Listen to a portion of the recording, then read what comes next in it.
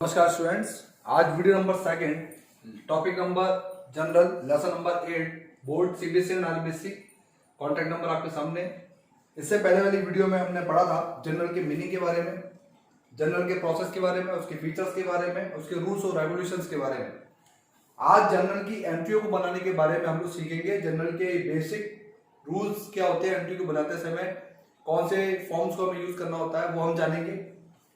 तो जैसा कि मैंने आपको बताया था कि जनरल के लिए सबसे उसका एक प्रोसेस टॉपिक है, बहुत इंपॉर्टेंट है। समझते हैं इसको पहले कि प्रोसेस और step involve in generalizing system. कि जनरलाइजिंग सिस्टम के अंदर किस किस टॉपिक के स्टेप्स जो भी आप लेंगे उसको कैसे इन्वॉल्व करेंगे, उस प्रोसेस को कैसे आप समझेंगे। तो सबसे पहले आपको ये देखना होगा जनरल एंट्री बनाते समय to identify the account to be effective. सबसे पहली बात बोली गई है कि आपको सबसे पहले ये देखना है कि कौन से खाते इफेक्टेड है, कौन से खाते इफेक्ट हो रहा है। जैसे मान लीजिए मैंने बोला कि रेंट पेड। अब मैंने जो रेंट पेड बोला है, मुझे ये देखना होगा कि रेंट पेड किस टाइप का नेचर का अकाउंट है। आपने इससे पहले की जो वीडियो पढ़ी थी रूल्स डेबिट और क्रेडिट, उसमें आपको बताया होगा कि जो अकाउंट है वो 3 टाइप के होते हैं।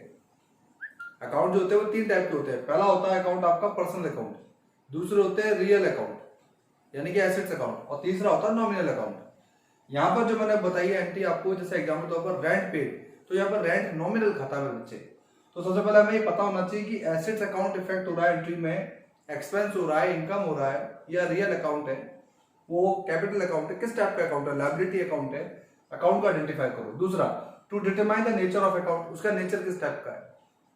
नेचर पकड़ना पड़ेगा कि नेचर एक्सपेंस टाइप का है, लॉस टाइप का है, इनकम टाइप का है, एसेट टाइप का है, लायबिलिटी टाइप का है। नेचर क्या है उसका, कौन सा अकाउंट इफेक्ट हो रहे हैं वो अलग हो गया, कैश इफेक्ट हो रहा है या कैपिटल हो रहा है, रेंट हो रहा है, कैश हो रहा है, ये आपको पहचानना होगा। उसके बाद आपको अप्लाई करना है गोल्डन रूल्स।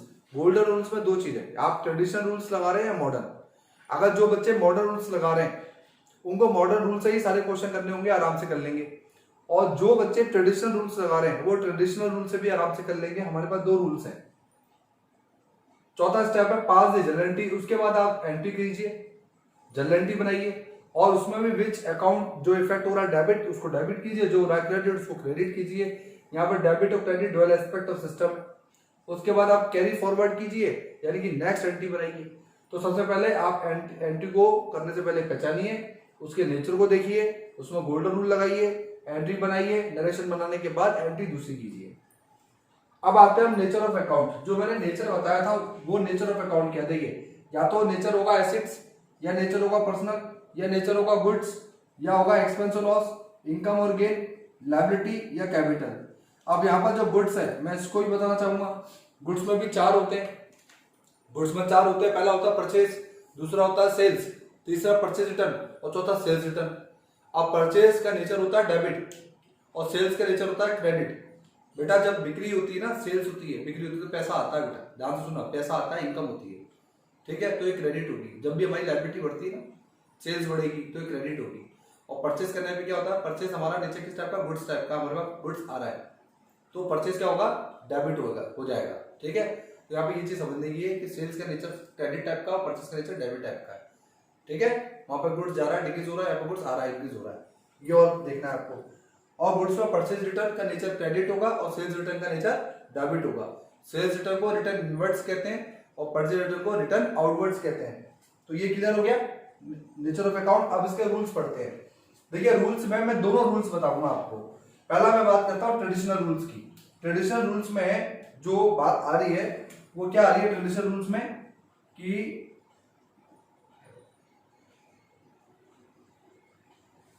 सबसे पहले हम ट्रेडिशनल रूल्स की बात करते हैं। आजकल तो आपको पता है कि मॉडर्न रूल्स चल रहे हैं, तो मॉडर्न रूल्स की हम लोग बात सेकेंडली कर लेंगे। फर्स्ट है पर्सनल अकाउंट्स की बात। रूल्स डेबिट और क्रेडिट क्या बताता था, debit the receiver, credit the giver. यानी कि जो रिसीवर है उसको तो डेबिट कर दो, यानी कि डेबिटर्स को डेबिट कर दो, और क्रेडिटर को जो भी दे रहे हैं उनको आप एक तो रिसीवर को बनाओ, एक गिवर को बनाओ। तो एक तो हमें सस्ता को लेना होता है, एक सस्ता को देना होता है, ठीक है। तो डेबिट द रिसीवर और क्रेडिट द गिवर। जिसको देना है उसको क्रेडिट कर दो, जिससे लेना है उसको डेबिट कर दो। तो यहाँ पर डेबिट द रिसीवर और credit the giver. Real account का रूल्स क्या है, debit what comes in, business में जितनी एसेट्स आएंगी वो सब डेबिट होंगी और बिजनेस से जितनी एसेट्स जाएंगी वो सब क्रेडिट होंगी। ठीक है। नॉमिनल का रूल्स क्या है, फर्म अपने एक्सपेंस और लॉस को क्या करेगी, डेबिट करेगी और किससे चार्ज करेगी, इनकम और गेन से। तो एक्सपेंस और लॉसेस डेबिट कर दो, इनकम और गेन क्रेडिट कर दो। इसी को आइडेंटिफाई करते हो आप एंट्री बना सकते हैं बच्चों आराम से। और यदि बच्चे इस रूल्स को ना लगाने मॉडल रूल्स को लगाएं तो आप इससे भी एंट्री बना सकते हैं। देखिए यहाँ पर सिस्टम को समझना है, एसेट्स, लायबिलिटी, कैपिटल और रेवेन्यू का ग्रुप अलग कर दो और यहाँ पर एक्सपेंस और लॉसेस का ग्रुप अलग कर दो। अब करना क्या है, समझना है। इसके अलावा मैं आपको बता दूं 6 परचेज आप ले सकते हैं, इसमें सेल्स आप ले सकते हैं, इसमें मैंने लिया नहीं है। परचेज रिटर्न और सेल्स रिटर्न भी ले सकते हैं। तो परचेज का नीचे मैंने क्या बताया था, जब इंक्रीज होगा तो डेबिट कर देंगे और सेल्स डिक्रीज होगी तो आप क्रेडिट कर देंगे। ये आपको ध्यान रखना होगा। ठीक है, ऐसे परचेज रिटर्न और सेल्स रिटर्न का ध्यान रखना है। सेल्स रिटर्न डेबिट होगी, परचेज रिटर्न क्रेडिट होगी। यहाँ पर एसेट्स जब भी बढ़ेंगी, ध्यान से सुनना, जब भी इंक्रीज होंगी तो डेबिट होगी और डिक्रीज होने पर क्रेडिट।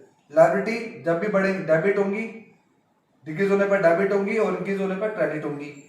कैपिटल भी डिक्रीज होने पर डेबिट होगी, इंक्रीज होने पर क्रेडिट होगी। रेवेन्यू और प्रॉफिट्स हो चाहे इनकम हो, अगर डिक्रीज हो रहे हैं तो डेबिट होंगे, इंक्रीज हो रहे हैं तो क्रेडिट होंगे। एक्सपेंस और लॉस ये भी इंक्रीज होने पर डेबिट होंगे, डिक्रीज होने पर क्रेडिट होंगे। और बचे परचेज सेल्स, ये नेचर के अकॉर्डिंग आपको आइडेंटिफाई करना है। अब बढ़ते हैं इस मॉडर्न के बेसिस पर, अगर मैं एग्जांपल करके बताऊं तो कैसे आप इनका नेचर पकड़ेंगे और कैसे आप एंट्री को बनाएंगे। समझते हैं पहले एंट्री। ये मैंने सिर्फ काल्पनिक एंट्री की है, इसके बाद में आपको पूरी डिस्क्रिप्शन से एंट्री करवाऊंगा एक। सबसे पहले एंट्री आ रही है, बिजनेस स्टार्टेड विद कैश। देखिए अब बिजनेस स्टार्ट हो रहा है, किससे हो रहा है, कैश से। अब मुझे ये बताइए पहले कि कैश जो है वो किस टाइप का अकाउंट है। तो बच्चे बोलेंगे सर एसेट्स है, बिल्कुल सही बोला आपने, कैश एसेट्स है। तो कैपिटल क्या है, बच्चे बोलेंगे सर ये तो लायबिलिटी है, कैपिटल है। देखिए बिजनेस में प्रोप्राइटर ने पैसा लगाया तो उसकी कैश बढ़ गई और कैपिटल लगाई गई, ऑब्वियसली कैपिटल भी बढ़ गई। तो एक तो लायबिलिटी है और एक एसेट्स है। अब मैंने क्या बताया था, जब भी एसेट्स बढ़ेंगी तो क्या होंगी, डेबिट, और लायबिलिटी बढ़ेगी तो क्या होगी, क्रेडिट। तो देखो एसेट्स बढ़ रही है तो क्या हो रही है, डेबिट, और लायबिलिटी बढ़ रही है तो क्या हो रही है, क्रेडिट। लेकिन क्रेडिट आप नहीं लिखेंगे, क्रेडिट की जगह आप टू लिख रहे हैं। टू अकाउंटिंग के बेसिस पर जनरल में क्रेडिट माना गया है। तो जो बच्चे टू लिखेंगे इसका मतलब ऑलरेडी वो क्रेडिट शो कर चुके हैं, दोनों तरफ अकाउंट लिखेंगे। इसका परफॉर्मेंस के बेसिस पे मैं जब क्वेश्चन करूंगा तब समझाऊंगा। तो यहाँ पे आपको समझ में आ गया होगा। और यदि मैं इसके बेस पे करता तो मैं कैसे एंट्री बनाता कि बिजनेस स्टार्टेड विद कैश। तो देखिए आप समझो, यहाँ पर रियल है, डेबिट व्हाट कम्स इन, क्या आ रहा है, कैश। फर्म में क्या आ रहा है, कैश लगा रहे हैं, कैश आ रहा है। क्या है, लायबिलिटी। जब लायबिलिटी बढ़ती है तो क्या करते हैं, क्रेडिट करते हैं। तो cash account debit to capital. Business है, बिजनेस में क्या जा रहा है, कैश जा रहा है, तो कैश अकाउंट डेबिट हो गया। और कैपिटल लायबिलिटी, उसका नेचर क्या है, नेचर है कैपिटल का लायबिलिटी, तो लायबिलिटी ऑलवेज क्रेडिट होती है, तो उससे भी एंट्री बन जाएगी। लेकिन मैं मानता हूं कि मॉडर्न से ही आप सारे क्वेश्चन करो तो अच्छा रहेगा। नेक्स्ट क्वेश्चन था सैलरी पेड। देखिए सैलरी पेड जो सेकंड बताया है, पहले तो आप इसका अकाउंट पकड़ो, तो उसको कनेक्ट करो इससे, to identify the account to be effected. Salary paid, इससे अकाउंट कौन सा इफेक्ट हो रहा है, नॉमिनल। देखो नॉमिनल आओ, नॉमिनल में आ गया, ये रहा एक्सपेंस और लॉस, ये नॉमिनल खाता है।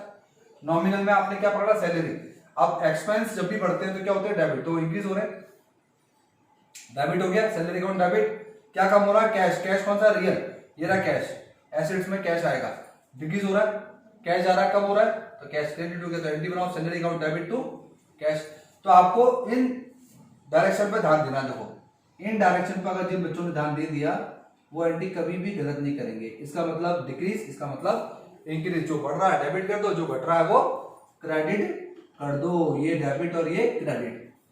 फर्नीचर परचेज, क्या आ रहा है, फर्नीचर, तो फर्नीचर हमारी एसेट्स है, एसेट्स बढ़ रही है, क्या करोगे, डेबिट। कैश, कैश कम हो रहा है, क्या करोगे, क्रेडिट। एंट्री बनाओ, furniture account debit to cash. दोबारा देखो क्या बढ़ रहा है हमारा, फर्नीचर, फर्नीचर लिख दो यहाँ पर, तो यहाँ फर्नीचर अकाउंट डेबिट। क्या कम हो रहा है, कैश, कैश हमारा क्रेडिट। एक एसेट्स बढ़ रही है और एक एसेट्स कम हो रही है, तो एक डेबिट एक क्रेडिट। नेक्स्ट है कमीशन रिसीव, हमारे पास क्या आ रहा है, कैश। देखो कैश रिसीव्ड क्या आ रहा है, कैश, कैश हमारी क्या है, एसेट्स है। एसेट्स जब भी बढ़ती है क्या करो, तो डेबिट। कमीशन रिसीव्ड, रिसीव्ड क्या हमारी इनकम होती है, इनकम जब भी बढ़ती है क्या करते हैं, क्रेडिट, क्रेडिट कर दो। लास्ट एंड फाइनल टॉपिक है कास्टिंग। What is casting. ये कुछ एंट्री मैंने करके दिखाई है, मैं आपको बहुत सारी एंट्री करके दिखाऊंगा, समझाऊंगा। आई होप आपको सारी एंट्री बनानी आ जाएगी। कास्टिंग कैरी फॉरवर्ड 2 नंबर में क्वेश्चन आता है। What is casting, what is carry forward? The transactions in a business, जो भी ट्रांजेक्शन बिजनेस में होंगे उनको आपको एक वॉल्यूमिनस तरीके से, एक रिक्वायरमेंट, एक नंबर ऑफ पेजेस में, जैसे मैं आपको बताता हूँ कैसे, कि जैसे मान लीजिए ये बुक का पेज है, मान लीजिए ये आपका रजिस्टर है, इस रजिस्टर में आपने कॉलम लिख ली है और आपने एंट्री बनाना पास करना चालू करी और सडनली आपको मन पड़ा कि आपका पेज पूरा भर गया, तो आप उस टोटल को जब नेक्स्ट पेज पर ट्रांसफर करोगे, इस पेज पर ट्रांसफर करोगे और जो एंट्री आप दर्ज कर रहे हैं, जो एंट्री आप रिकॉर्ड कर रहे हैं, इस प्रोसेस को अकाउंटिंग की लैंग्वेज में कास्टिंग और कैरी फॉरवर्ड बोला जाता है। ये पेज पलटना, उस पर टोटल लिखना, तो उसको एक आपको रिक्वायरमेंट नंबर ऑफ पेजेस के बेसिस पे लेके चलना है कि क्वेश्चन में कितने पेज भरेंगे। जैसे मान लो 3 भरेंगे, तो फर्स्ट पेज आप पलटोगे, नेक्स्ट पेज पर आप प्रोसेस करोगे स्टार्ट, तो उस प्रोसेस में amount of debit and credit column आप बनाएंगे हर एक पेज पर। हर एक पेज पर आपको ये कॉलम बनाने होंगे each page, and total finally लगाना पड़ेगा, और ये प्रोसेस ही कैरी फॉरवर्ड जो कर रहे हो नेक्स्ट पेज पर, यही आपका कास्टिंग कैरी फॉरवर्ड कहलाएगा। अब आपके टोटल के भी कितने प्रारूप होते हैं? 3, total CF, total BF, grand total. Total CF का बेटा मतलब क्या होगा? कैरी फॉरवर्ड, नेक्स्ट पेज पे लेके जाना। टोटल बीएफ का मतलब क्या होगा? ब्रॉड फॉरवर्ड, यहाँ लाके उस टोटल को एग्जेक्ट किया गया है, उसके आगे आप एंट्री बनाना स्टार्ट करेंगे, उस टोटल में प्लस करते जाएंगे नेक्स्ट एंट्रीज के अमाउंट को, और फाइनली जब पूरी एंट्री बन जाएंगी तो जो आप फाइनल टोटल लगाओगे उसको बोलते हैं ग्रैंड टोटल।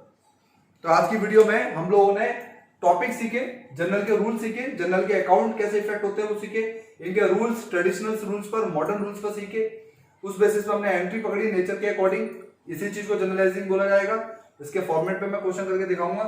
हमने कास्टिंग और हमने कैरी फॉरवर्ड को सीखा, हमने टोटल सीएफ, बीएफ और ग्रैंड टोटल के बारे में बात करी, और इस वीडियो में मैंने जहां तक कोशिश करी है बहुत शॉर्ट तरीके से आपको समझाया कि आपको जनरल की मेन बातें समझ में आ जाए। मेरी दोनों वीडियो कहीं ना कहीं आप लोगों को समझ में आई होंगी अगर आपने प्रॉपर वे में एंड तक देखी है।